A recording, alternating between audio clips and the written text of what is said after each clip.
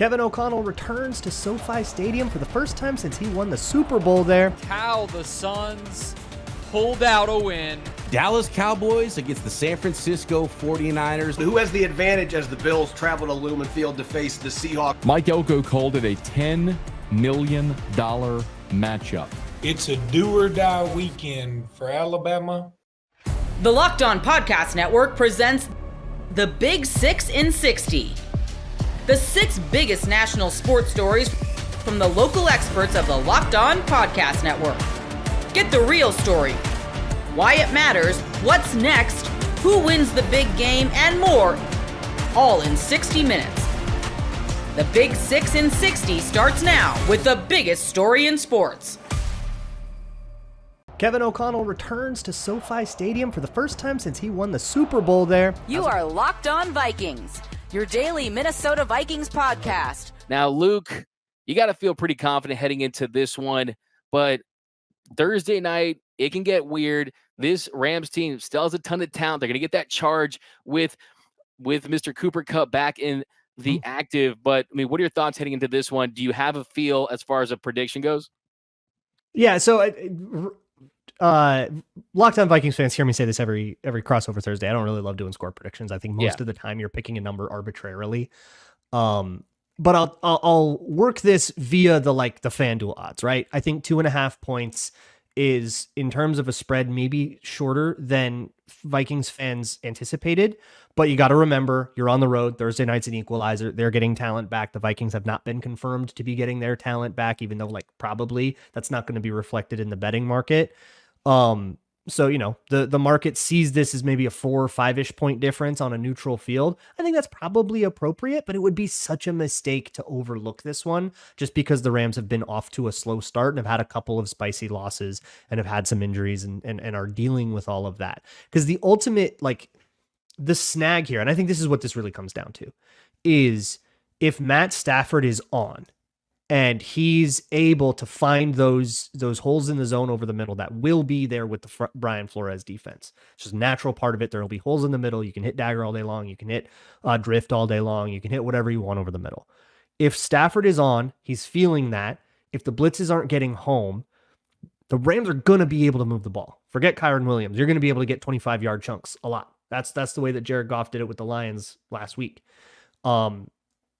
If the Vikings can knock that rhythm away, then I don't really see what other ideas the Rams have.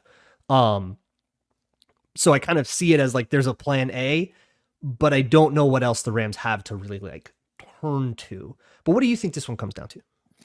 I think that you're going to see a Vikings team that we've seen this season. They bring a ton of pressure. They blitz 122 times this season. That's 19 more than any other team. And you look at a 42.5% blitz rate. That's the highest in the league. That's 5% higher than anyone. And the Rams, they struggle with that at times. And if you can get to Matthew Stafford and he's on the ground, then you turn to Kyron Williams. And then I look at the Vikings. They're one of the best teams in the NFL, second fewest rushing yards per game allowed. I mean, you look at where this team's at, they're going to rely on Kyron Williams in this one. So that is something that scares me, is if you get to Matthew Stafford and then you look at the fact that this is a really good Vikings team at stopping the run. I mean, Vikings, they're in the NFL, 24 sacks, Rams 27 with 11. So there's a lot of things you can point to as far as clear-cut advantages that the Vikings have, which isn't a surprise when you have the record that they have and the Rams have the record that they have. But I do think that the Rams are kind of looking at this game as, look, if we don't win this game, then we could be staring at multiple trades at the deadline. We could be looking down the barrel of the beginning of a rebuild. So I was, to be honest with you, man, I was watching the Vikings-Lions game, and I was hoping that the Vikings would win that one just because now it's going to be a situation where they're coming off a tough loss, and they want to redeem themselves against a team that they view as really one of the worst teams in the NFL based on their record. Also, I mean, look, if you look at the teams that have lost to the Lions have struggled the following week, and it's a short I was going to bring that up. Yeah, that's on a short week. About. Yeah, it's a physical team, and they're beat up and they're bruised, and then they got a short week. It's a difficult challenge, I think, physically, just to get into another game there. on the rushing defense too, part of the reason they've given up fewer rushing yards is because they've faced fewer rushing plays. They've been ahead in a lot of games and a lot of teams have been chasing it. So you don't get a lot of running. But even after you adjust for that from like an efficiency, like EPA perspective, yards per rush, that kind of thing, they're still in the top 5. So it's like exacerbated, but not that exacerbated. But I guess like I look at these games and I think of like, what's the path to the win, right? Then for the Vikings, I see a whole bunch of different ones that it could be. I could see, oh, this is a Justin Jefferson 180 yards game. That's a path for the win. Or this is a game where they rack up a ton of sacks on Matt Stafford. That's a path to the win, right? Because they've got Van Ginkel playing great, Jonathan Grenard playing great, and the Rams have had all these offensive line issues. I see like these paths to the win. And for the Rams, I see if Stafford could like solo will them to one, like this could be one of those. I see that path to the win, and I don't know if I see any others, but I don't know. Tell me if I'm wrong. Look, I mean, you're absolutely correct. I mean, this team, they live and die with Matthew Stafford's production at times. And I also think there's some interesting things about this Vikings defense as well. I mean, you look at the fact that they have 11 interceptions this season. That leads the NFL, but they've allowed the 3rd most passing yards, right? So that tells you there's opportunities there to kind of fill it up in through the air. But really the biggest key for this team is, look, they've had bad turnovers in bad spots. I mean, look at the Packers game. Both those turnovers led to touchdowns. If you can play clean football, avoid turnovers, Matthew Stafford, Sean McVay at home at SoFi Stadium, really with the game to almost keep their season alive, you have to feel good about their chances at the very least of staying in this one. And if they stay in this one late, you saw last week, this is a defense that hasn't. Yeah, they mean they created turnovers, right? And that's something that we're not used to in the last year. And they've kind of gotten on this roll, McCullough and Kobe Durant, and their ability to kind of create pressure and create some turnovers. The biggest key, though, is like you just don't want to have this Vikings team explode offensively, because this Rams team isn't built for big explosives to make big comebacks. I mean, you're going to see a lot of long, methodical drives from this team. You're not going to see them take the top off the defense with massive explosive plays. Even when Kyron Williams is rushing well, it's not like he's going to the house, right? You're saying 20, you're getting 5 a pop and it's responsible and you're converting 3rd and 4s, that kind of thing. Yeah. So that's the I mean, red zone efficiency too. I mean, it's 24th in the NFL in red zone efficiency. And hopefully you get Cooper Kupp back. I mean, look, we know the back shoulder fade is definitely not a play that a lot of people like, but when it comes to Matthew Stafford and Cooper Kupp executing that play, is definitely a weapon in the red zone. So yeah, I mean, you got to hope that you're getting some TNF juice, right? The equalizers, Exactly. the Lions hangover thing, the Thursday night equalizer thing. Like the Rams are drawing this game at a good time. I'm interested in that. I like this Lions. That's for some reason that's kind of my number 1 right now. I like this Lions hangover thing. Just maybe they just come out flat and it's just this uncharacteristic game and what happened to everybody. Like because of that stuff, I don't feel as good as I think I would if this game were just like a nooner on Sunday. But I still I don't think that means the Rams should be favored or anything like that. Like, I think the spread is at an appropriate place for going on the road, for all of these equalizers have brought it in. And it's one of these games that it's like, if you feel like you're a Super Bowl contender, Vikings, you should go take this one. But I can see why the Rams are going to be feisty. And I still see them as maybe a little bit banged up, but I still kind of view them as that playoff team that they were last year. Not so much a 2-4 team, that belongs in the cellars of the NFC.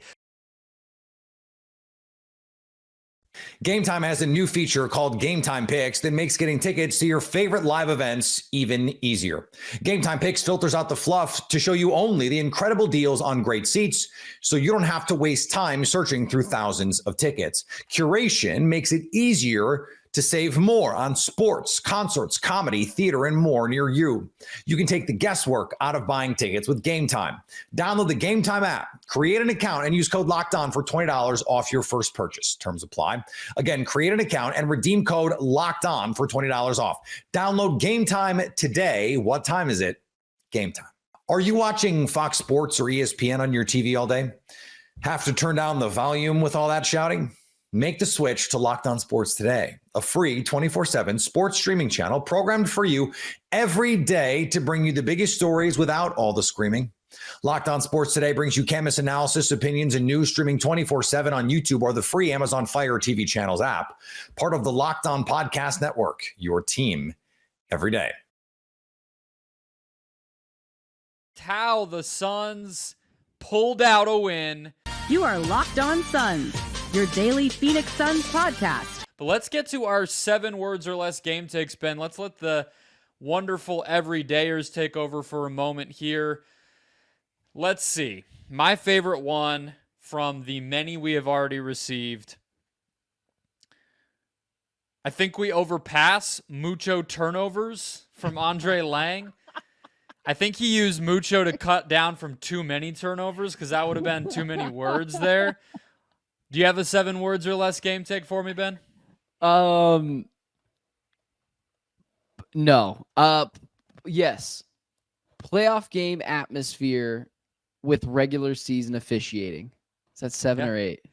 That's close That's enough. what that was. I agree completely. This was an awesome game. I mean, I know it was we great. probably It was great. wouldn't be saying that if the Suns did not pull it out, but it was painful. It was emotional. It was exhausting. It was ugly, but it was close and it was fun. And I think that crowd opening up this new building really brought something despite Kawhi Leonard not being in the game. Yeah, I'm not a big fan of crediting the other team because that's not what I'm here to do. But the Intuit Dome is freaking awesome. And that college style atmosphere, I have no idea how they're going to manage to get those people there every night for a Tuesday night against Detroit next year. Maybe for the first year, it's no big deal. But I mean, it's just spectacular. Like everything about it was electric. But ultimately, just jumping into the game now, what separated the Suns and Clippers in this games was clearly superstars, the haves and the have-nots.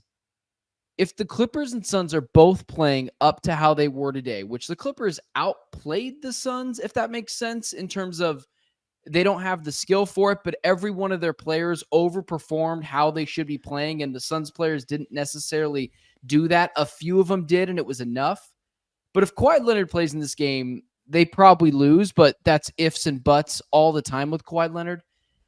The Suns had Kevin Durant and Bradley Beal, and I'm leaving out Devin Booker because he wasn't great. He was good in spurts and in moments, and early in that fourth quarter, he was good. But this was Bradley Beal and Kevin Durant doing what normally we would see Kevin Durant and Devin Booker do. I had texted you an expletive, but I would basically had said, Kevin Durant's playing pretty crappy today. Except I didn't say crappy.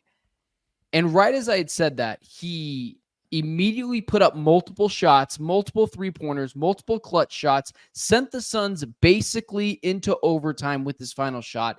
And the number one thing that I thought was so impressive from Kevin Durant, which is a leadership standpoint, he shooed Royce O'Neal away and said, I'm taking James Harden. The team is going to fall on my shoulders. This guy's going to have to score on me for us to win. And James Harden, yes, he had a good game, but was slowed down because of the effectiveness of Kevin Durant. Is he going to be able to do that for 82 games? I don't think so. But that right there really, for me, is what defined the game. The Suns had the superstars in a playoff-like atmosphere game, and the Clippers did not. What about you? Well, I mean, that takes us to the moment of the game, right? I think that for me, I look more at Bradley Beal. KD, I mean, you kind of built it up to, I think, where both of us come in with our moments of the game. KD, Book kind of at the beginning of that fourth quarter. For anyone counting at home, 31-29 in the fourth quarter. The Suns are officially +2 in the fourth quarter. Round of applause. They got in the positive. It felt like +40. That's how well they played in the final 9 minutes. Even that first couple of minutes was not great. And KD has a lot of those moments as well, especially after Book does foul out and everything else. But from 9:31 of that fourth quarter, which is basically where you just mentioned, to about a minute into the overtime period, Ben, Bradley Beal did not take a shot. Mm-hmm. Then all of a sudden, he makes a three that puts the Suns up 2, and he kind of takes over the rest of the way. Gets to the free throw line a couple of different times, and even in the possessions where he was not even scoring or assisting, brought this offense to life by accepting the burden of being the initiator in these must-have possessions and getting the offense into a rhythm with some ball movement and some actual life to it Not that KD wasn't doing that, but he was tired, I think, is the reality of the situation. Oh, yeah. And 1,000%. Beal took them home. And to me, the ability to not only do that and have the type of game that we didn't see consistently from Beal last season, but also do it, I guess do it in the way that he did, attacking, being explosive, doing that sort of thing when Booker was not in the game. It was big to see that he would step up in this way. It happened. I mean, we counted on one hand how many times we saw that last year. So I thought that was huge and a great sign of things to come for this team. Yeah, building off of your point with Bradley Beal, even further back, because yes, I thought the same thing. I was like, okay, why isn't this guy taking a shot? Kevin Durant's kind of taking over. Bradley Beal, without him, they lose this game. Not in the fourth quarter. That's too easy to say.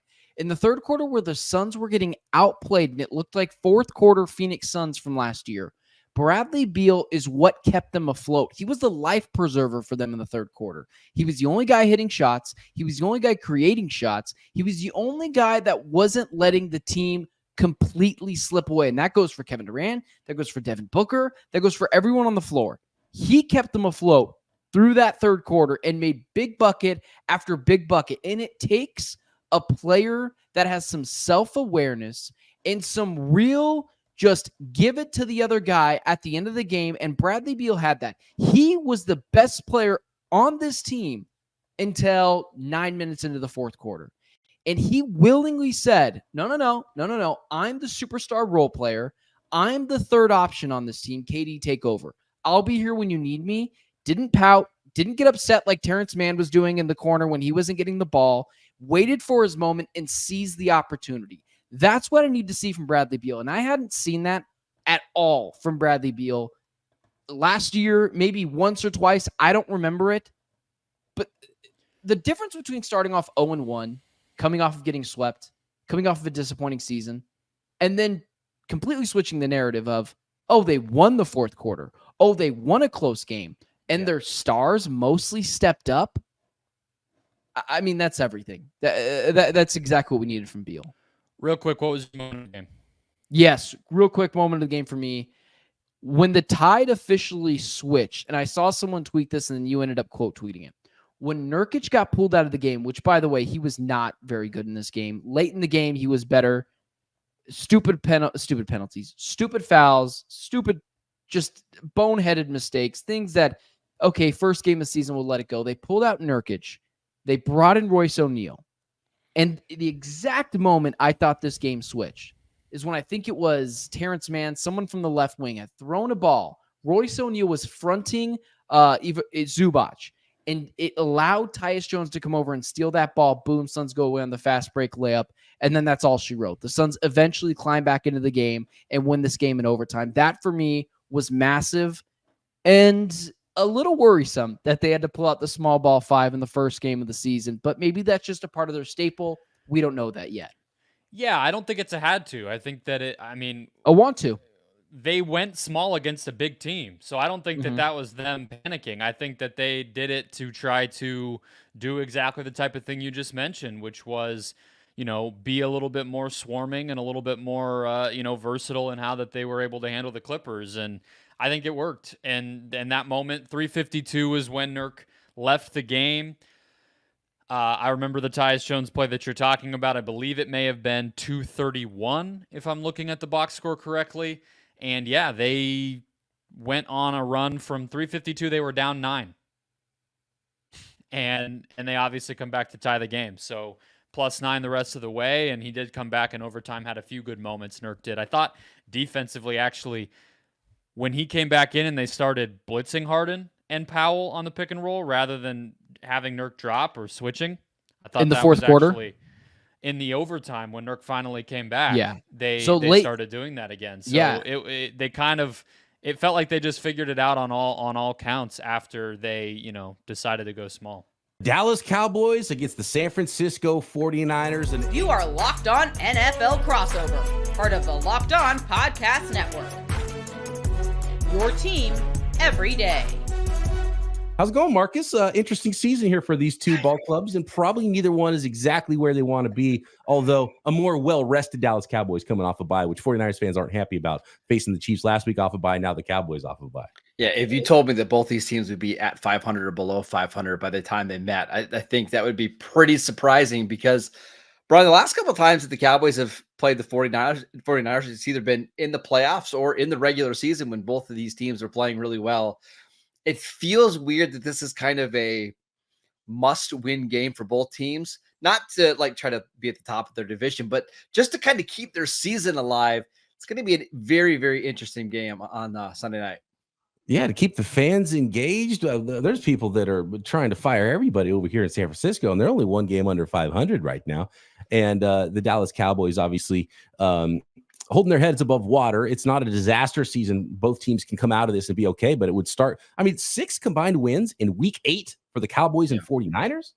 I mean, it's rough. I'm even talking double that potentially in this matchup. A big reason why on both sides are the injuries, right? And we should go ahead and just get right into that because to me, that's the biggest story of this game. When I looked ahead at the lines on FanDuel early last week, the 49ers were 7.5 point favorites. That went down to 4.5 one point, and then it was back up to 5.5. But we have injuries galore on both sides of the ball. I'll start with the Cowboys side. Micah Parsons has missed the last 2 games with a high ankle sprain. I would be shocked if he plays on Sunday. Like, he has a significant limp. DeMarcus Lawrence, their other starting defensive end, out with a Liz Frank injury. Both of their backups, Sam Williams, Marshawn Nealand, out of this game as well. They're all pro corner. Deron Bland, who the Cowboys thought for sure was going to be ready for this one. He had a setback last week with his Jones fracture on his foot. I don't think he's going to play either. So you're missing at least 3 of your top 4 defensive players in this game, and their depth is atrocious. So, and that doesn't paint a good picture for the Cowboys pass defense, and their run defense has already been abysmal, right? So yeah, that's why last week when they or 2 weeks ago when they played Detroit, it was 47-9, and the Lions were being kind. Like, they could have easily scored 60 points in that game if they didn't take Jared Goff out with basically the entire fourth quarter left. Now, maybe Mike McCarthy and Mike Zimmer figure some things out during the bye week, but you're only going to be as good as your talent. And you look at the starting 11 and the top 5 or 6 backups on this defense, it's pretty rough. All right, so no pass rushers for the Dallas Cowboys and no receivers for the San Francisco 49ers, I guess is how this is going to work out, because Brandon Ayuk, torn ACL, MCL, possibly more. He's out for the season. Deebo Samuel has, I mean, we got things popping up on the injury report this week, Marcus, that you don't see, like pneumonia. When's the last time pneumonia was on the injury report? So Deebo. Well, I got a better one for you. So we've got Deebo Samuel has pneumonia. The Cowboys all-pro kicker Brandon Aubrey missed practice on Wednesday because of jury duty. So, I mean, it's one of these really, really weird, strange weeks. I love that. I meant to ask you that too, because I saw that injury report and I was like, come on, dude. Jury duty and pneumonia right now in week 8. I mean, pneumonia more serious. You hope this isn't like an OJ trial or something that Aubrey gets selected for. It's like a felony murder trial that he's a part of. Now that the judge is going to work with Brandon Aubrey to schedule, but pretty wild. Oh, so it is. So it's something they might have to continue doing. Oh yeah. Like this, it's going to be, I think he's going to miss Thursday and Friday practice, but the expectation that is he'll be back ready to travel with the team. Like, this is, I think, that's going to go on for weeks. Wow, that is pretty unbelievable. That's definitely something I've never heard of. So we're breaking ground here with 49ers Cowboys in week 8, which no doubt will be another doozy. Well, the Niners don't have their kicker either, because Jake Moody's still out with his ankle injury. He got rolled up on trying to make a tackle, and then the guy that replaced him got hurt trying to make a tackle. And so down to Anders Carlson is the kicker, number 3 now for the San Francisco 49ers. So we're drawing a pretty bleak picture of the injury front here. Juwan Jennings didn't practice Wednesday. We don't know the Thursday, Friday practice reports were obviously a little bit more important, but a hip injury for Juwan Jennings. He didn't play last week. And now Chris Connolly, who would be the next wide receiver, the last veteran on the team, he's even got an ankle and didn't practice Wednesday. So we might see 2 rookie wide receivers potentially starting for the San Francisco 49ers in Ricky Pearsall and Jacob Cowling, who both caught their first NFL passes last week. It's rough. And then on the Cowboys side of the offense, Brandon Cooks, their number 2 receiver, He had a knee injury. He got a little scope, got infected. It's pretty bad. He's on the injury reserve list. He might not even come back this year. So the Cowboys aren't as banged up as San Francisco at wide receiver, but they too are at least without one weapon going into this game. I mean, at least the 49ers rookie class has looked really good so far this year. And even Ricky Pearsall, you saw the quicks on tape. You saw that last week. Hopefully Kyle Shanahan can trust where he's going to be. And I think he might have an opportunity to get open and make some plays for the 49ers offense. Jacob Cowing looks fast. Dominic Pooney has come in and looked like a Pro Bowler at right guard. He's been the second best offensive lineman on the team this year, right out of the gate, stealing away Spencer Burford's right guard starting job. And then you have Malik Mustafa, who's been starting games at safety. And now Renardo Green is a top 3 corner on this team now. So phenomenal rookie class so far for the San Francisco 49ers. And I know Marshawn Nealon was an interesting prospect coming out and is like kind of a one-trick pony rusher before him getting hurt. What did he look like for the Cowboys? Yeah, Marshawn Nealon is somebody the Cowboys were really excited about. He got the start against Pittsburgh after Micah Parsons and DeMarcus Lawrence went down. Got hurt in the 4th play of that game. He's on the injured reserve list. That's a big, big loss. But he's not the only rookie that's hurt. Tyler Guyton, their first-round pick, he got a knee injury against Pittsburgh. Didn't play in the Detroit game. I don't know if he's going to play in this 49ers game. He's not in the injury report, but he's not played particularly well to start the season. So there's a chance the Cowboys are moving Tyler Smith from left guard over to left tackle, playing TJ Bass at left guard. And then I want to mention their 4th-round pick, Kalen Carson, who started the year, opened up the year as one of the starting corners. He got hurt in week 3, has not played since. So the Cowboys are, even their rookie class is banged up going into this one. Pretty unbelievable. What about Cooper Beebe, the center? Love Cooper Beebe. I mean, he's healthy. Is he playing great? No, but at least he's healthy. We got one guy that we can watch from the rookie class. I guess that's exciting. And this is a football team, the Dallas Cowboys, I think that was already a very they were counting on a few stars to really carry them throughout, right? They are a very top-heavy roster. Yes. And that's by design, right? They are letting their average to above-average players walk in free agency with the idea of, let's keep our superstars, we'll draft and develop. It's not all that different from what the 49ers do, but when you're missing Micah Parsons, you're missing Deron Bland, you're missing DeMarcus Lawrence, and then all of your depth gets wiped away because of injuries, you can see why they're in this situation. If you're an NFL fan and you're looking for a big return, look no further than FanDuel, America's #1 sportsbook. When you get a hunch in the middle of the game, you can check out the latest stats, view live play-by-play, and so much more on the same page where you place your bets.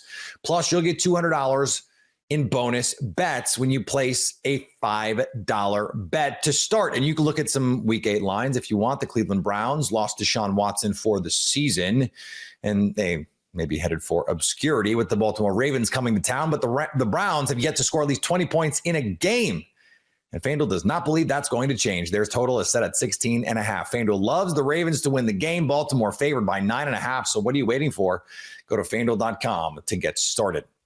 Are you watching Fox Sports or ESPN on your TV all day? Have to turn down the volume with all that shouting? Make the switch to Locked On Sports today, a free 24/7 sports streaming channel programmed for you every day to bring you the biggest stories in sports without all the screaming. Locked On Sports today brings you can't-miss analysis, opinions, and news streaming 24/7 on YouTube or the free Amazon Fire TV channels app, part of the Locked On Podcast Network, your team every day. Who has the advantage as the Bills travel to Lumen Field to face the Seahawks? You are Locked On NFL Crossover, part of the Locked On Podcast Network. Your team every day. Joe, let's get to our keys to victory. The most important thing that both teams must accomplish to win on Sunday. We'll start with the Buffalo Bills, who have been playing pretty darn good football. They now have their season at 5 victories. Where do you see this team needing to succeed? What are the keys to victory to go into Seattle and give the Seahawks a 3rd straight loss at Lumen Field? Yeah, that'd be crazy, right? I have 3 things written down that I think are most important for the Bills on Sunday afternoon. Number 1 for me is that the Bills need to help their run defense.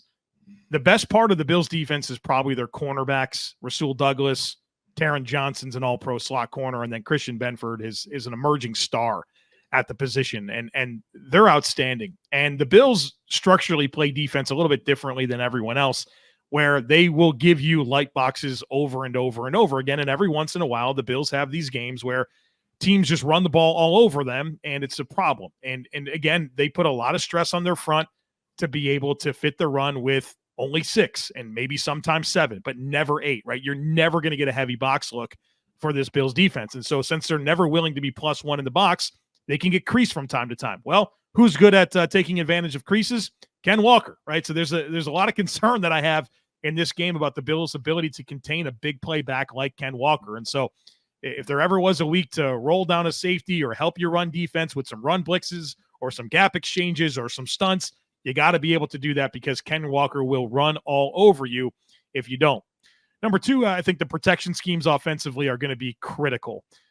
This is a Seahawks defense that doesn't blitz much, but they get a ton of pressure. And the reason they do is because Mike McDonald is the master of the simulated pressure, right? The illusion of pressure, and then being able to rush 4, but not necessarily the 4 that you expect. It's a very, very good, trendy way to play defense in the NFL, and Mike McDonald is very much a catalyst for this. And I think one of the areas where the Bills offense has had some issues is with pass protection, and not pass protection through the lens of offensive linemen getting beat one-on-one, right? That doesn't happen that often for the Bills.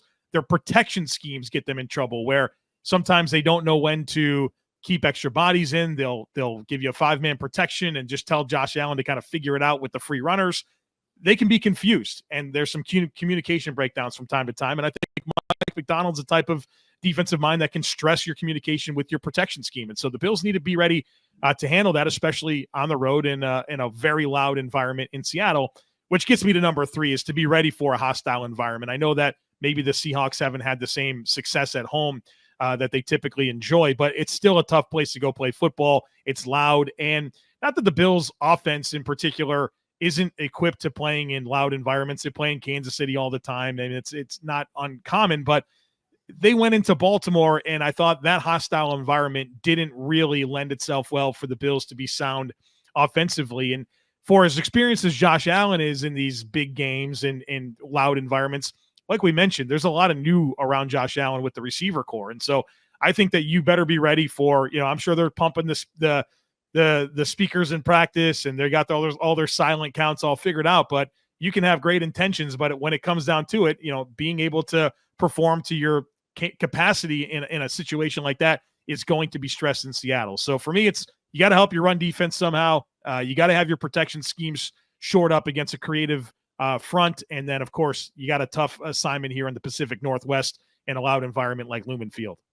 And I think this is Josh Allen's first time playing at Lumen Field. So it's always interesting to see how star quarterbacks handle that the first time that they play there, because it's still very loud. I'm not taking anything away from the fans as far as what the record shows. They still bring it every home game for the Seahawks. Yeah. But I'm going to piggyback off the pass protection stuff from your end, because when I look at this Seahawks defense, as I mentioned, to me, the strength of this unit is that front line and their ability to generate pressure, and then mixing in blitzes with Devin Witherspoon. The sim pressures where you drop one of your defensive linemen back and let Witherspoon come after the quarterback. They've got a lot of different moving parts they can use. Both their linebackers are capable of creating pressure on the quarterback as well. If there is a game where Mike McDonald really needs to open up that sim pressure playbook, this is the one that I would start to do that. Because to be honest with you, Joe, there have been several games this year where I've gone back and watched the tape, and you could count on under one hand the number of sim pressures that they had. There's not been something they've done a lot. And I think some of it's been because their edge rushers in particular have been so darn effective getting after the quarterback. They haven't had to do that as much. But I think in this game, you've got to give Josh Allen some different looks. He hasn't thrown an interception this year. Historically, though, he's had issues with that. Can you find a way to coax a turnover or two with some confusing looks, mixing in some of those pressures?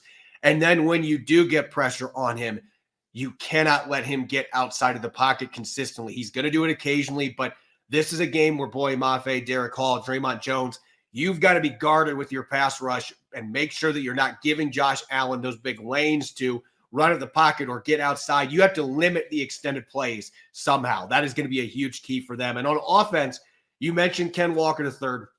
I'm feeding him early and often, both in the running game and the passing game. I think that he opens up their passing game when they get him involved. a little bit as a receiver. But I mostly want to get that run game going because, look, this Seahawks offense is on a different level when they are able to run under center play action because of the receivers they have, even without DK Metcalf. Geno Smith is so proficient in that game, and it feels like last week that Ryan Grubb finally got the hint. I need to do this more. We got to get the run game going, get some of that under center action so that we are able to open up our passing game. I think in this game, it's going to be crucial for them not only to run the ball, but also be able to get it. I'm going to say this right now. I want to see 10 play action plays minimum this game. Let Geno Smith feed off the run game and get some of those opportunities downfield. I think that's where the shot plays could come into play at some point against this Bills defense. If you can run the ball effectively and get some of that play action, I think if they can do that on their home field, they've got a good chance to get the victory here. Speaking of that, let's get to the spread. The Bills are coming into this game, Joe, as a 3-point favorite on the road. They do have the better record. It's understandable. But looking at that spread going into this game, what are your vibes as far as whether or not the Bills can cover that coming into a hostile environment against the Seahawks team that now is feeling a lot better than they did a week ago?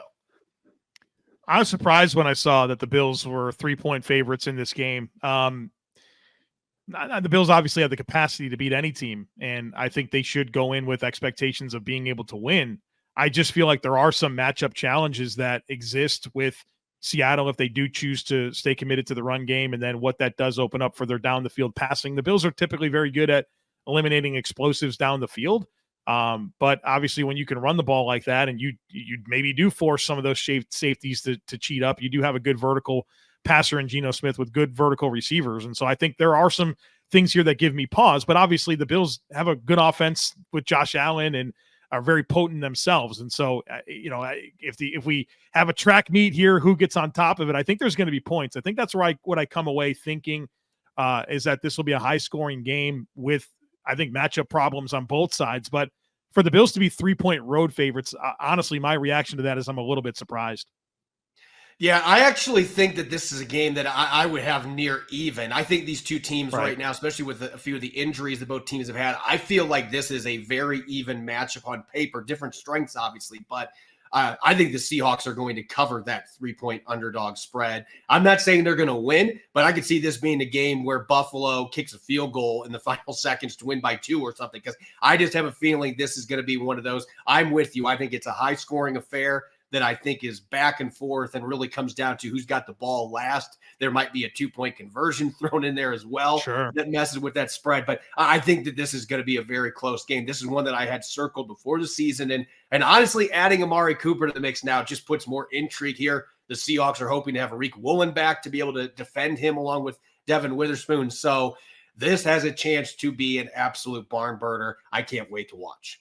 Yeah, I think you got the right vibe, Corbin. I think this is going to be a tight football game. There's going to be a decisive play or two at the end, and the 12s and Bills Mafia will be white knuckles the entire time. I'm sure of it. Game Time has a new feature called Game Time Picks that makes getting tickets to your favorite live events even easier. Game Time Picks filters out the fluff to show you only the incredible deals on great seats, so you don't have to waste time searching through thousands of tickets. Curation makes it easier to save more on sports, concerts, comedy, theater, and more near you. You can take the guesswork out of buying tickets with Game Time. Download the Game Time app, create an account, and use code LOCKEDON for $20 off your first purchase. Terms apply. Again, create an account and redeem code LOCKEDON for $20 off. Download Game Time today. What time is it? Game Time. Are you watching Fox Sports or ESPN on your TV all day? Have to turn down the volume with all that shouting? Make the switch to Locked On Sports today, a free 24/7 sports streaming channel programmed for you every day to bring you the biggest stories without all the screaming. Locked On Sports Today brings you canvas analysis, opinions, and news streaming 24/7 on YouTube or the free Amazon Fire TV channels app, part of the Locked On Podcast Network, your team every day. Mike Elko called it a $10 million matchup. You are Locked On LSU, your daily podcast on the LSU Tigers. Seems like every week that LSU plays, we hear about a good-on-good matchup. And by now, you probably know what I'm talking about. It's the LSU offensive line against whoever they're playing and their defensive line. And with full respect to a lot of the teams LSU has played, they have good defensive linemen. Good defensive linemen that are projected high NFL draft picks and pros and potential all SEC and all American guys. And none of them has been able to make hay against this LSU offensive line. And so when Mike Elko met with reporters this week there in College Station, he was asked point blank about his defensive front seven, which boasts some very talented players. Look, even though Walter Nolan is now in Oxford, Mississippi, I mean, you're still talking about some very talented Texas A&M defensive players, guys that are projected first-round picks. So Mike Elko made this comment when he was asked about the LSU offensive line against the Texas A&M defensive front. No, I think it's a great matchup. I kind of joked with our guys this morning. I said, there's $10 million cash on the line this weekend. Someone's going to go get it. So if you want it, it's yours.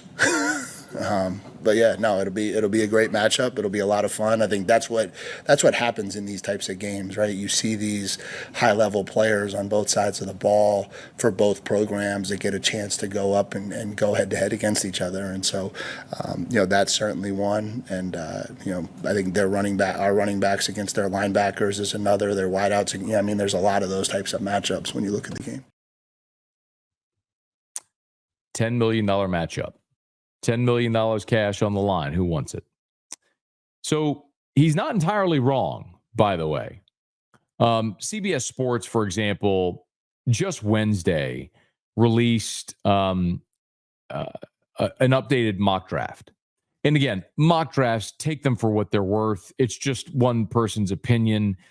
Certainly, it can be an educated opinion based on what scouts may think about a player, what position a team may be targeting, etc. But we don't even know the draft order yet, so take it for what it's worth. But CBS Sports has Will Campbell, the LSU left tackle, going 5th overall to the New York Jets. Top 5 pick. It's just incredibly impressive to see it that way.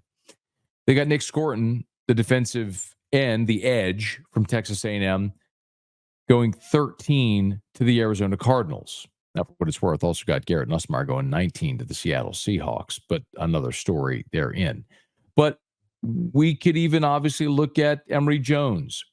We can look at a defensive lineman like Shamar Turner. I don't know if those guys will end up in round 1. There's certainly some mock drafts that have him there. But the point is, this is the kind of game where when you're going to go against an elite talent, you can make your name known. But y'all, I feel like I've seen this movie before, which is why I'm not really batting an eye. And I want to be so abundantly clear because I know how the internet works.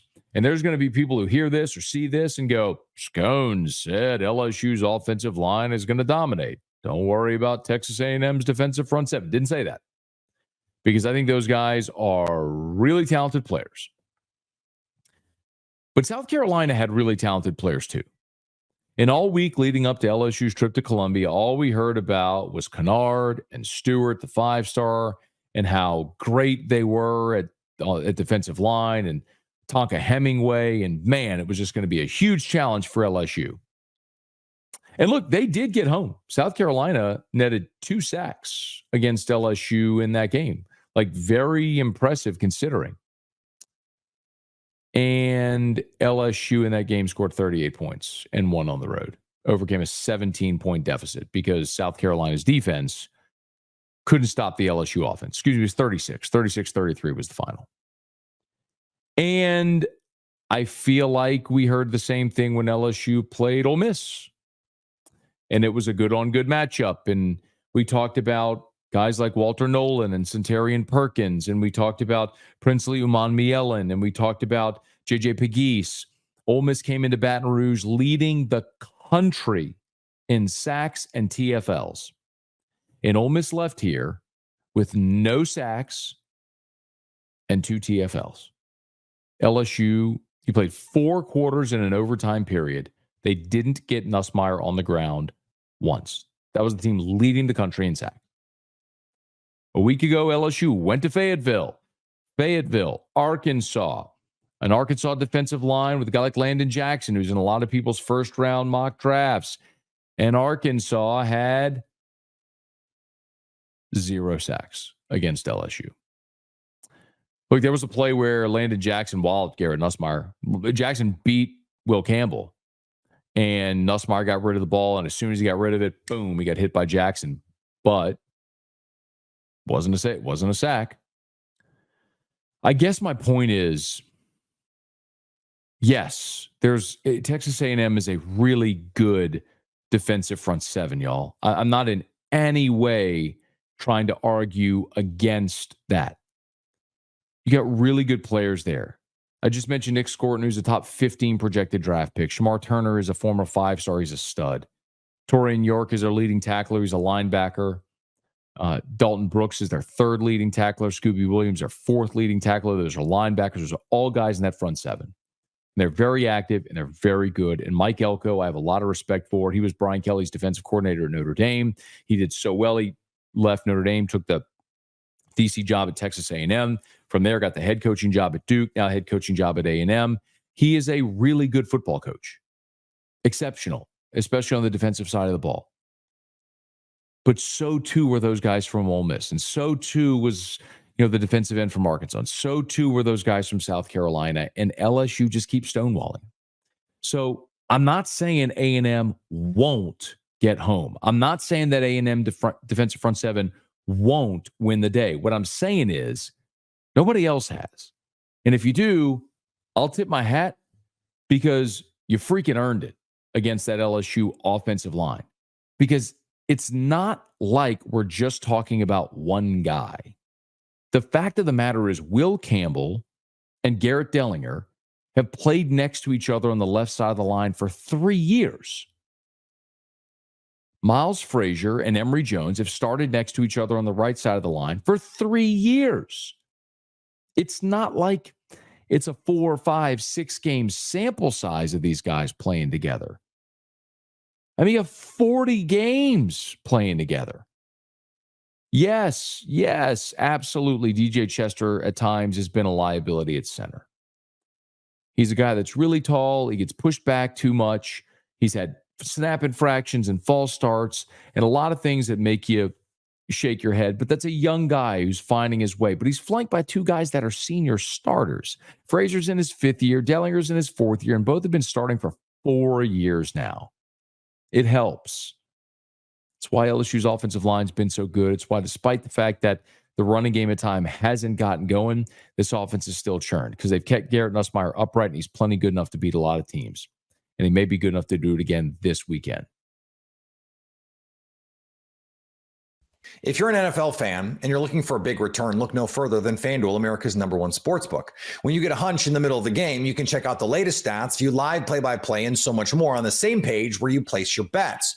Plus, you'll get $200 in bonus bets when you place a $5 bet to start. And you can look at some Week 8 lines if you want. The Cleveland Browns lost Deshaun Watson for the season, and they may be headed for obscurity with the Baltimore Ravens coming to town, but the Browns have yet to score at least 20 points in a game. And FanDuel does not believe that's going to change. Their total is set at 16.5. FanDuel loves the Ravens to win the game. Baltimore favored by 9.5. So what are you waiting for? Go to FanDuel.com to get started. Are you watching Fox Sports or ESPN on your TV all day? Have to turn down the volume with all that shouting? Make the switch to Locked On Sports today, a free 24/7 sports streaming channel programmed for you every day to bring you the biggest stories in sports without all the screaming. Locked On Sports today brings you can't miss analysis, opinions, and news streaming 24/7 on YouTube or the free Amazon Fire TV channels app, part of the Locked On Podcast Network, your team every day. It's a do or die weekend for Alabama. You are Locked On Bama, your daily podcast on the Alabama Crimson Tide. Part of the Locked On Podcast Network, your team every day. Hey, everybody, and welcome back into Locked On Bama, AHSA's radio network. Luke Robinson, that's me. Bama Online's Jimmy Stein, that's him. This episode is brought to you by FanDuel.